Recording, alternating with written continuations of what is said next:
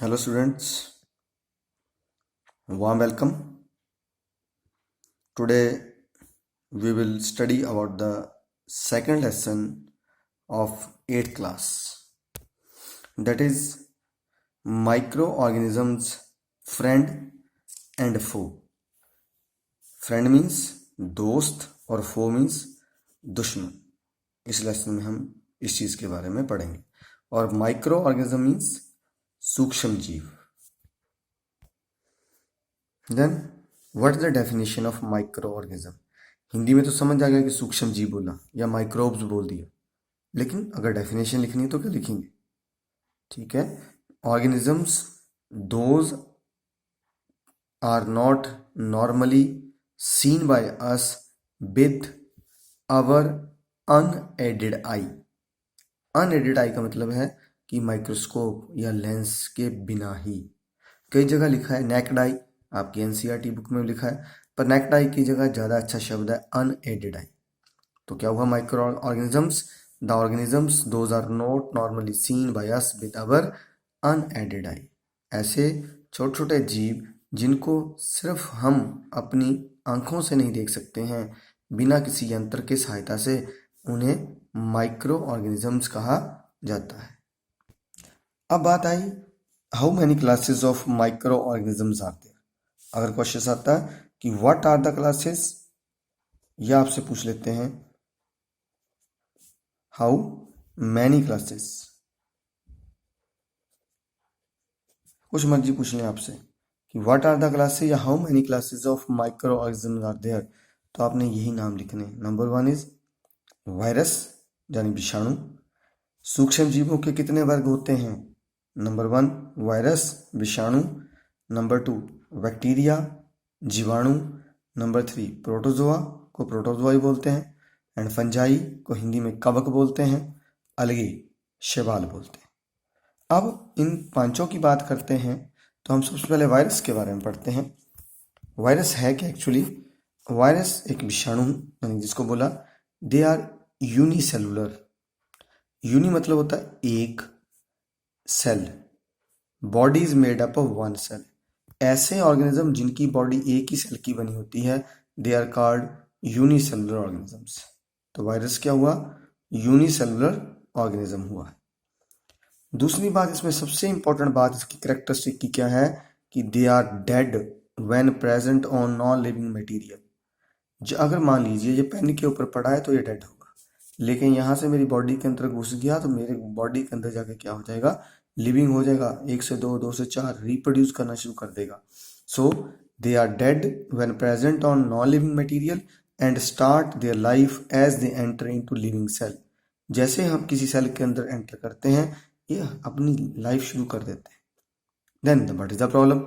अगर ये मेरे सेल के अंदर मेरी ही मशीनरी को यूज करेंगे, they use the machinery of host cell. Host मतलब जिसके अंदर घुसे हैं. So it is difficult to develop medicine to kill them. अब ये मेरी बॉडी में घुसा, मेरी बॉडी की मशीनरी यूज कर रहा है, डिवाइड कर रहा है. अगर मैं कोई दवाई बनाता हूँ इसको मारने के लिए, इसको मारने का मतलब हमें उस मशीनरी को मारना जिससे ये फैल रहा है, अल्टीमेटली हमें ही नुकसान हो जाता है. इसलिए इसके अगेंस्ट क्या नहीं होती हैं, इतनी जल्दी दवाइयाँ नहीं बनती. आप जानते हो, जैसे बोलते हैं आजकल कोरोना वायरस है, क्यों नहीं उसकी मेडिसिन बन रही? वही बात है, वायरस है तो उसके अगेंस्ट जो वैक्सीन बनाना इतना आसान नहीं है. तो कुछ एग्जांपल्स है हमारे पास. HIV virus, human immuno deficiency virus. कई जगह इसको क्या लिखा गया है? ह्यूमन इम्यूनो वायरस भी लिखा गया है. HIV हमारी बॉडी के अंदर जाता था, कौन सी बीमारी होती? AIDS, acquired immuno deficiency syndrome. ऐसे पोलियो है या कोल्ड है. ये दोनों ही डेफिनेशन फुल फॉर्म्स हैं. HIV की ह्यूमन इम्यूनो डेफिशिएंसी वायरस, या एड्स की एक्वायर्ड इम्यूनो डेफिशिएंसी सिंड्रोम. तो जो हो इसको नोट अप कर लीजिए. अब दूसरी क्लास में चलते हैं. इसको हमने क्या पढ़ा? Bacteria. Bacteria is also unicellular. ये भी एक ही सेल का बना होता है. दे आर लिविंग, लेकिन ये चाहे बाहर है चाहे अंदर है, ये क्या रहेगा? They are living organisms. अब इनकी शेप के ऊपर, अगर इसकी शेप टेढ़ी फेडी है तो इसको बोलते हैं स्पाइरल शेप्ड बैक्टीरिया. अगर छड़ के जैसी है, इट इज रॉड शेप्ड. अगर कोमा जैसी है तो कोमा शेप्ड. इसको कोमा शेप्ड को और क्या लिख देते हैं? विब्रियो भी लिख देते हैं. तो डरना नहीं है, कहीं विब्रियो लिखा है तो भी डरना नहीं है, याद रखिए, विब्रियो। तो अब एग्जाम्पल क्या आ गई इसके अंदर, कौन कौन सी डिजीज, टाइफाइड, टीबी, ये सब किससे हो रही हैं, these are the bacterial disease. Next is protozoa. Protozoa is also unicellular body, ये भी एक ही सेल का बना होता है। और हमारी बॉडी में कौन कौन सी डिजीज करता है, जैसे हमारी बॉडी में क्या होता है, मलेरिया। मलेरिया किससे होता है,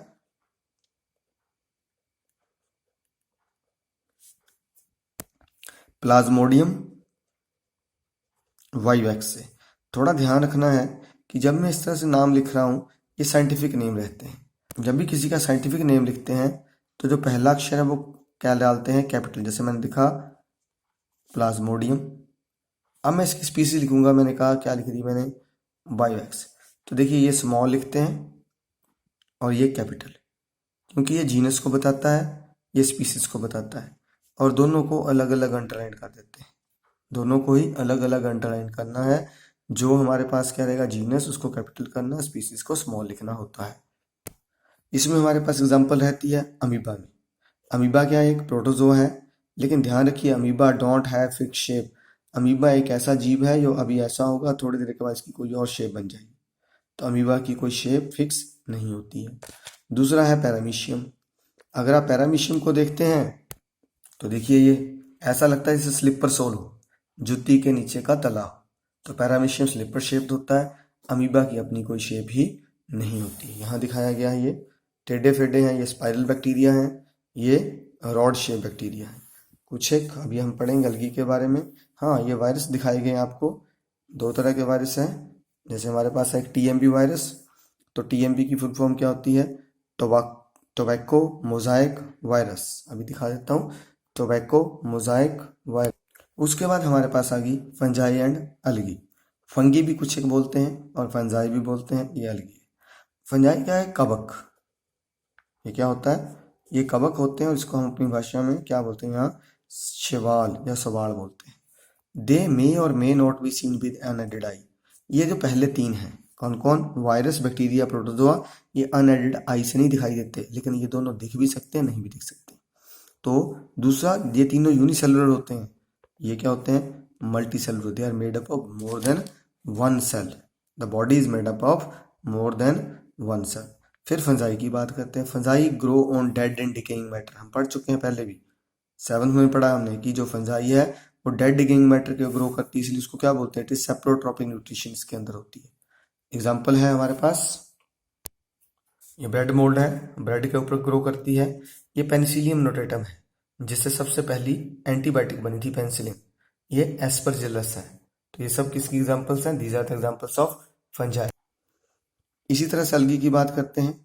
दे ग्रो ऑन मॉइस्ट सरफेस। जब भी आप बरसात देखते हैं तो स्लिपरी हो जाता है, हरा हरा सा कुछ होता है, जब उसके ऊपर चलते स्लिप हो जाते हैं।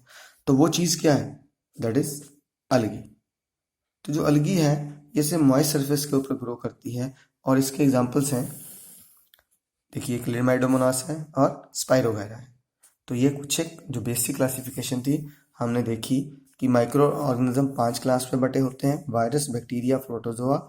इसमें पहले 3 क्या होते हैं, यूनिसेलुलर होते हैं, और 2 क्या होते हैं, मल्टीसेलुलर। ये 100% है, अनएडेड आई से नहीं दिखेंगे, लेकिन ये अनएडेड आई से दिख जाते हैं। आपने देखी होगी कई बार शैवाल सब दिखता है। जिसे full form of TMB, tobacco mosaic virus, and WWTP, waste water treatment plant. ये 7th में हम पढ़ चुके हैं। अब आगे चलते हैं। ये माइक्रो ऑर्गेनिज्म होते कहाँ हैं, what are the various habitat of the micro organism. तो सीधी सी बात है, micro organism are present everywhere. ये कहीं भी सर्वाइव कर सकते हैं, इनको कहीं ऐसा नहीं है कि ये जिंदा नहीं रहेंगे। ये आपको बर्फ में मिल जाएंगे, वल्केनोज में मिल जाएंगे, यानी कि ज्वालामुखी के अंदर भी हो सकते हैं, और आइस कोल्ड स्पेसिस के मिल जाते हैं।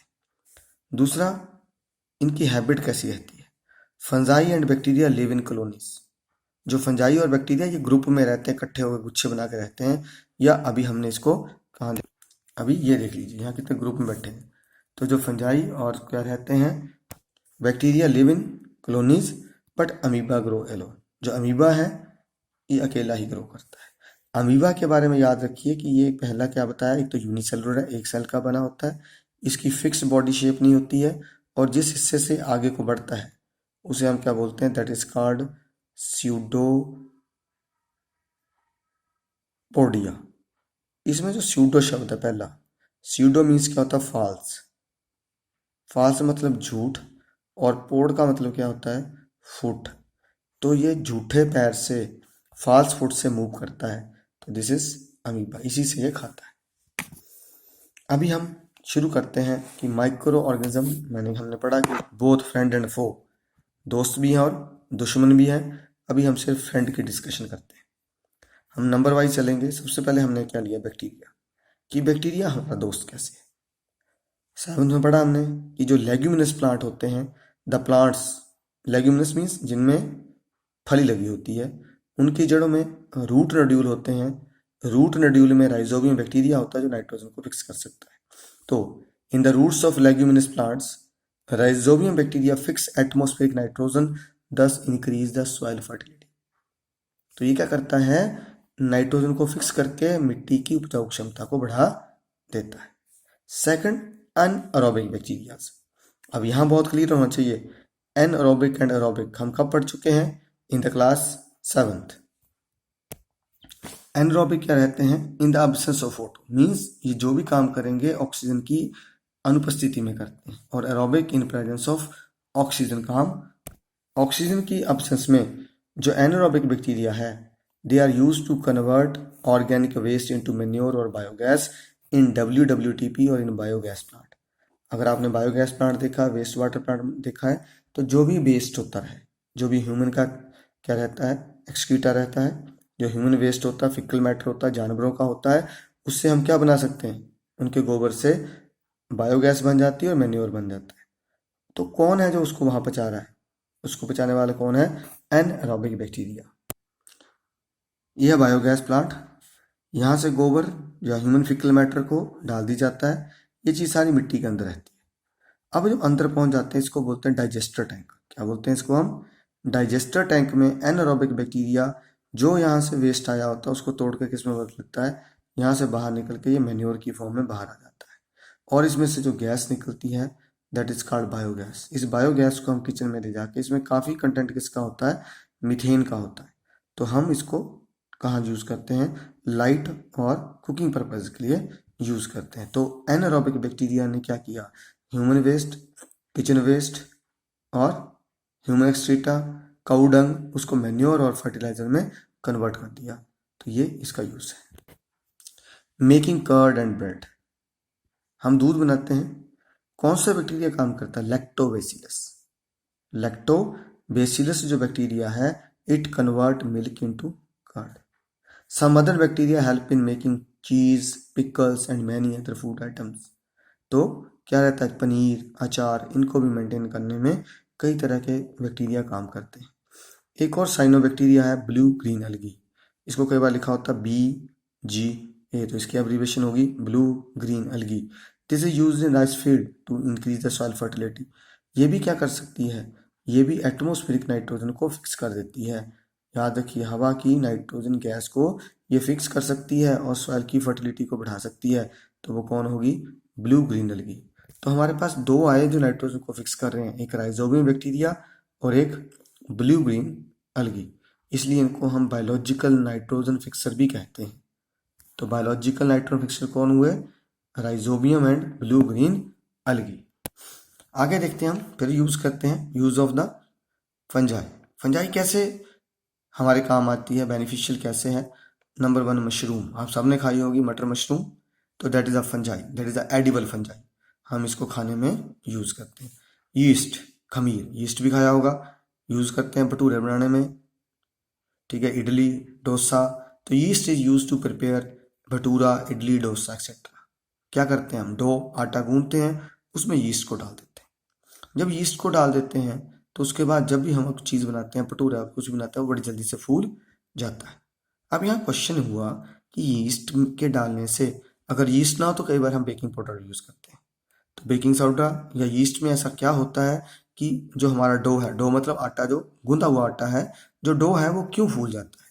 गूंदे हुए आटे को बनाने पर वो फूल क्यों जाता है? तो इसका एक रीज़न है, why yeast make bhatura fluffy. कुछ भी हो सकता है। तो आपका आंसर क्या रहेगा? Yeast produce carbon dioxide gas. जब भी यीस्ट को गर्म करते हैं तो कार्बन डाइऑक्साइड गैस प्रोड्यूस करता है, दैट फिल्स द डो। आटे के बीच में खाली जगह होती है उसको भर देता है एंड इंक्रीज द वॉल्यूम, इसलिए वॉल्यूम बढ़ जाता है, इसलिए चीज़ क्या हो जाती है हमारे पास, वो फ्लफी हो जाती है। अगर यीस्ट की जगह क्या यूज़ किया आपने, बेकिंग सोडा यूज़ किया, तो फार्मूला इज NaHCO3। तब ये लिखना आपने कि when NaHCO3 is heated carbon dioxide gas is produce, this fill the dough and increase the volume. कोई भी क्वेश्चन आ जाए why yeast make the bhatura fluffy या why baking powder make the, तो क्वेश्चन में सिर्फ आपने इतना बदलना यहाँ से यहाँ तक, यीस्ट प्रोड्यूस किया क्या लिखना, बेकिंग प्रोड्यूस, फिर नीचे रिएक्शन लिख के सारा वही आ जाएगा। फंगस का थर्ड यूज देखते हैं। Since ages yeast have been used for production of alcohol, wine, vinegar, vinegar पता नहीं क्या होता, सिरका, तो अगर हम एसिटिक एसिड भी इसको बोलते हैं, बाय द फर्मेंटेशन प्रोसेस।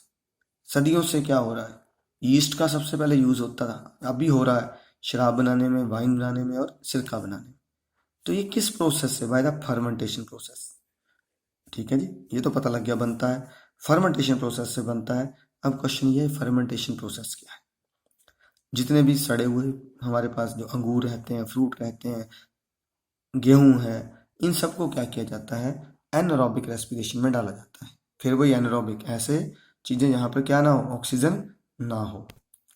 जब एनारोबिक प्रोसेस हो जाती है तो इन फ्रूट के अंदर जो शुगर होती है, फ्रूट या ग्रेन के अंदर जो शुगर होती है वो अल्कोहल में कन्वर्ट हो जाती है। The process of conversion of sugar into alcohol by the yeast is called fermentation. तो ये फर्मेंटेशन की डेफिनेशन है। अगर पूछा किसने सबसे पहले फर्मेंटेशन डिस्कवर की, बाय लुईस पाश्चर। कब की, 1857 में। तो लुईस पाश्चर ने किसकी डिस्कवरी की थी, फर्मेंटेशन की डिस्कवरी। यूज ऑफ फंगस में चौथा पॉइंट, पेंसिलियम। अभी पढ़ा हमने पेंसिलियम नोटेटम। जो पेंसिलियम फंजाई है that was used to produce the first antibiotic, that is penicillin. तो जो पेंसिलिन पहला हमारा क्या था, एंटीबायोटिक था, और किससे बना था, पेंसिलियम फंजाई से बना था। आज तो ये पेंसिलियम की डिस्कवरी जो है एक सेरेंडिपिटी थी। सेरेंडिपिटी क्या होती है, that is discovery by luck. तो चलते हैं हम एंटीबायोटिक। सबसे पहले एंटीबायोटिक जो थे, क्या होते हैं antibiotic, the medicine those kill और stop the growth of micro organisms या पैथोजेंस। हमारी बॉडी में जो बीमारियां करते हैं उनको क्या बोलते हैं, ऐसे जीव जो बॉडी में घुस के बीमारियां करते हैं उनको पैथोजेंस कहते हैं। इन पैथोजेंस की को किल करना है या उनकी ग्रोथ को स्टॉप करना है, उन्हें हम क्या कहते हैं, एंटीबायोटिक्स कहते हैं। द मेडिसिन दोज किल और stop the growth of micro organism are known as antibiotics. Example penicillin तो है ही है, स्ट्रेप्टोमाइसिन, टेट्रासाइक्लिन, एरिथ्रोमाइसिन। ये सबसे पहले एंटीबायोटिक किसने बनाया था, किसने डिस्कवर किया, बाय मैंने बताया अलेक्जेंडर फ्लेमिंग। अलेक्जेंडर फ्लेमिंग ने 1929 में किया। और ये क्या थी, सेरेंडिपिटी थी, that is discovery by luck, किस्मत थी। ये बैक्टीरिया के ऊपर काम कर रहे थे जो बीमारियां करता था, ये इसको मारना चाहते थे, कई चीजें इसके ऊपर डालते थे लेकिन ये मरता नहीं था। एक दिन गलती से क्या हुआ, पेट्री डिश जिसमें इसको डालते हैं होती है लैब में, तो उसके बीच में रखा, उसको ढका नहीं, घर से चले। दूसरे दिन आके देखा उसके ऊपर ग्रीन मोल्ड पैदा हो गई है और उसने उसको मार दिया। बाद में उनको, वही तो क्या थी, पेंसिलियम नोटेटम, ये एक फंजाई थी, और क्या हुआ, फंजाई ने ही इस बैक्टीरिया को मारा था। फिर उन्होंने इसी से पहले एंटीबायोटिक बना दी। तो फ्रॉम द पेंसिलियम नोटेटम क्या किया था, first antibiotic was discovered by the Alexander Fleming in 1929। तो अलेक्जेंडर फ्लेमिंग ने इसको डिस्कवर किया था। लेकिन एक बात ध्यान रखनी है कि जब भी एंटीबायोटिक्स लेने हैं they should be taken on doctor advice. और ऐसे भी छोटे मोटे डॉक्टर नहीं, क्वालिफाइड डॉक्टर की एडवाइस से लेने चाहिए। दूसरा, you must complete the course prescribed by the doctor. जितना डॉक्टर ने बोला 3 दिन खाना, 4 दिन खाना, 5 दिन खाना, उतना पूरा करो। अगर आप बीच में कहीं छोड़ देते हैं तो आपकी बॉडी रेजिस्टेंट हो जाती है, फिर दोबारा वो एंटीबायोटिक काम नहीं करता है। एक और चीज बनी इन्हीं से, and that is called vaccine. Vaccine क्या होती है, दीज आर द डेड और weak disease causing micro organisms. When injected in human और एनिमल बॉडी दे किल और stop the growth of such micro organism in the body by producing antibodies. अब क्या है, जो माइक्रो ऑर्गेनिज्म हमें बीमारी करता है उसी बीमारी को कमजोर करके या मार के उसी माइक्रो ऑर्गेनिज्म को कमजोर करके या क्या करके मार के हमारी बॉडी में पहले डाल दी जाता है। जब उसको हम हमारी बॉडी में पहले डाल देते हैं तो हमारी बॉडी में एक उस क्या होता है, जब वो बॉडी में एंटर करता है तो हमारे ब्लड में एक केमिकल बन जाता है जिसको हम क्या बोलते हैं, दैट इज कॉल्ड एंटीजन। ये एंटीजन जब ब्लड में रोटेट करता है तो हमारी बॉडी एक प्रोटीन तैयार करती है, उस प्रोटीन को बोलते हैं हम एंटीबॉडी। ये एंटीबॉडी प्रोटीन आके इसको क्या कर देता है, मार देता है। अब देखिए ये पहली बार डेड है या वीक है। अब क्या होगा, आपको एक बार पोलियो की धुलाई है ना, 2 बूंद जिंदगी की अमिताभ जी की ऐड आती है ना, तो वो क्या करते हैं, फिर एक बार पिलाते हैं, कुछ दिन के बाद कुछ भी नहीं हो दोबारा पिलाते हैं। दोबारा क्यों पिलाते हैं, ये एंटीजन पता नहीं कितनी तरह के होते हैं। जब आप दूसरी बार पियोगे फिर जल्दी से एंटीजन बनेगा, इधर से इसको बॉडी को मार देगा। तो हमारे एंटीबॉडी की कैपेसिटी इतनी हो जाती है कि जब रियलिटी में ही पोलियो वायरस अटैक करता है तो हमारे एंटीबॉडीज फटाफट उसको मार देते हैं और आदमी उस बीमारी से बच जाता है। इसलिए छोटे बच्चों को शुरू से वैक्सीनेशन कर दी जाती है। तो किसने सबसे पहले वैक्सीन डिस्कवर की, बाय एडवर्ड जेनर इन 1798। ठीक है जी, एडवर्ड जेनर ने की थी। एडवर्ड जेनर ने क्या देखा कि उस टाइम पे लोग स्मॉल पॉक्स से मरते थे, लेकिन वो औरतें कभी भी स्मॉल पॉक्स से इन्फेक्ट नहीं होती थी जो ऐसी गायों का दूध निकालती थी जिनको काउ पॉक्स होता था। ठीक है, उसने क्या किया, ही एक बात ध्यान रखें, discovered by Edward Jenner, he notice that the ladies who use to, ठीक है, lactate the milk from the cows having cow pox never get small pox. So उसने क्या किया, he took the serum, serum मतलब अंदर से पानी निकाला काउ पॉक्स में से, and inject it into a healthy woman, एक हेल्दी वुमन को लगा दिया और बाद में उसको भी स्मॉल पॉक्स नहीं हुआ। तो इस तरह से क्या होगी, डिस्कवरी होगी किसकी, वैक्सीन की। आज कई तरह की वैक्सीन इंडिया में है, कुछ एक के नाम आपके सामने हैं। OPV that is oral polio vaccine, TT tetanus toxoid, DPT diphtheria pertussis tetanus, BCG bacilli Calmette Guerin. एक और प्रोग्राम चला हुआ इंद्रधनुष, ध्यान रखना है, इनको हम बोलते हैं, ये ट्रिपल वैक्सीन होती है।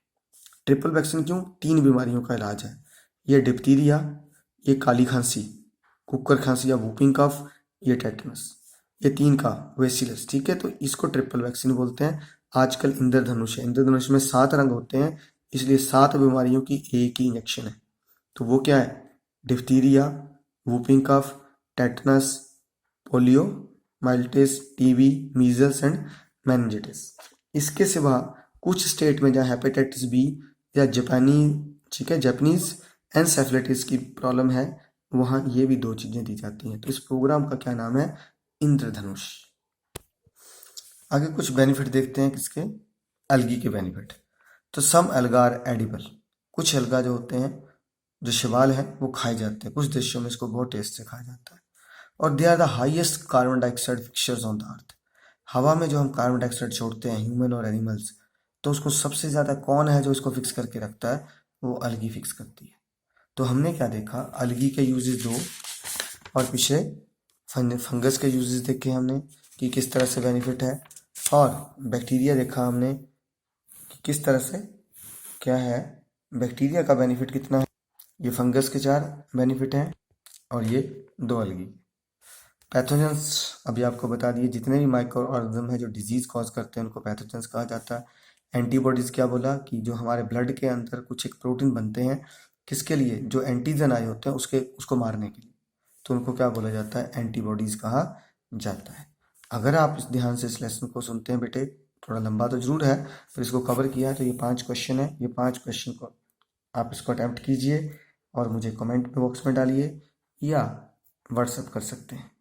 तो थैंक यू, लाइक कीजिए, शेयर कीजिए और चैनल सब्सक्राइब जरूर कीजिए ताकि समय के साथ आपको हर लेसन पहुंचता रहे। Thank you.